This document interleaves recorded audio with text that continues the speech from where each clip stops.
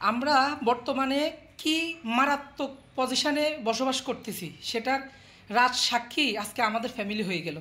এতদিন টিভিতে দেখতাম কিংবা ইউটিউবে ফেসবুক এগুলাতে দেখতাম যে বাংলাদেশের পরিস্থিতি কত ভয়াবহ, কিন্তু আজকে আমার ফ্যামিলি, আমার নিজের পরিবার এটার ভুক্তভোগী হয়ে গেল। সেটা হচ্ছে ছিনতাইকারী।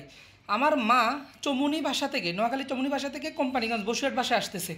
তো উনি সকালবেলা আসতেছে, উনি রিক্সা থেকে বাসে উঠবে, এই পর্যায়ে ওনার হাত থেকে রড দিয়ে বাড়ি দিয়ে ওনার হাতের ভ্যানিটি ব্যাগ ছিল, মোবাইল ছিল, ব্যাগে টাকা ছিল, সব কিছু নিয়ে গেছে। আমরা এখন আমার মায়ের মুখ থেকে শুনবো বৃত্তান্ত ঘটনাটা।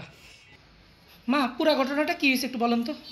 আমি যখন চৌমুনি থেকে একটু বাসায় আসতে রয়েছি, হ্যাঁ বাসে উঠু, হ্যাঁ। দেখি আমার ব্যাগটা, আমার ওই এক বাড়ি দি ব্যাগটা ঢুকেছিল ব্যাগ কোথায় ছিল? এই হাতে। আচ্ছা আচ্ছা, হ্যাঁ। হাতে ব্যাগ ছিল, আপনি ব্যাগ দিতে চান নাই, না, তারপর এই জায়গায় বাড়ি দিছে। বাড়ি দিছি, বাড়ি দেওয়ার পর আপনি ছাড়ি দিছেন। বাড়ি দিছি। আচ্ছা, ব্যাগে কি কি ছিল? 4-5 হাজার টাকা ছিল। টাকা 4-5 হাজার ছিল, আর মোবাইল? মোবাইল আছে। ভিতরে ছোট মোবাইলটা ছিল। হ্যাঁ।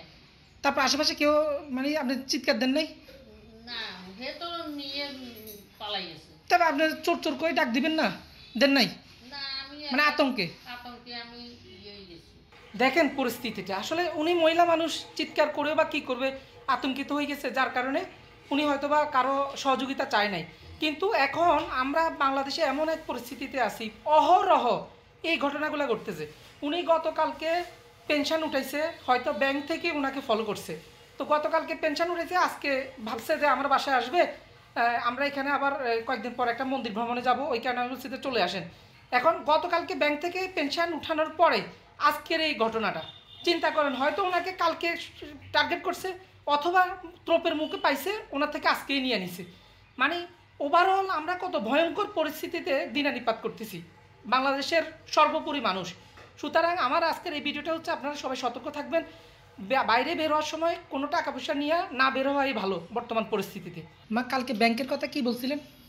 গতকাল যখন আমি পেনশন উঠাইতে ব্যাংকে গেছিলাম, হ্যাঁ, তখনই কয়েকটা লোক আমার চারিদিকে ঘুরঘুর করতেছে, মানে ব্যাংকের ভিতরে? ব্যাংকের ভিতরে। হ্যাঁ হ্যাঁ। তখন আমি একটু অফ রাখলাম।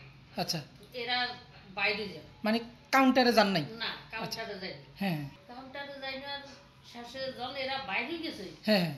তখন আমি টাকা উঠেছি। আচ্ছা, তার মানে তারা মনে করছে যে আপনি মনে হয় বড় অঙ্কের টাকা উঠাইতে গেছেন। হ্যাঁ হ্যাঁ, এইটাই মনে করছি। হ্যাঁ, তাদের মানে মাসিক যে পেনশন উঠাইতে গেছেন এটা তাদের মনে দিয়ে নাই। না, হয়তো বা আপনার চেকের ছোট্ট অ্যামাউন্ট দেখছে, ওই কারণে হয়তো আপনার লক ছাড়িয়ে দিছে। লক ছাড়িয়ে দিছে এরা।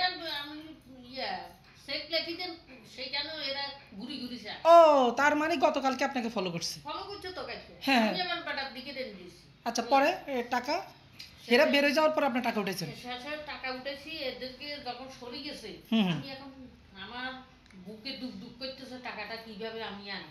হ্যাঁ। তখন আমি টাকাটা লই হাড়ে লইছি। আচ্ছা হাড়ে লই, তারপর বাইরেছি। আচ্ছা, ব্যাগে আর ঢুকান নাই? ব্যাগে ঢুকাই। তার মানে আপনি হাড়ে না ঢুকাতেন, কালকে নিয়ে যেতেন। কালকে লইছি।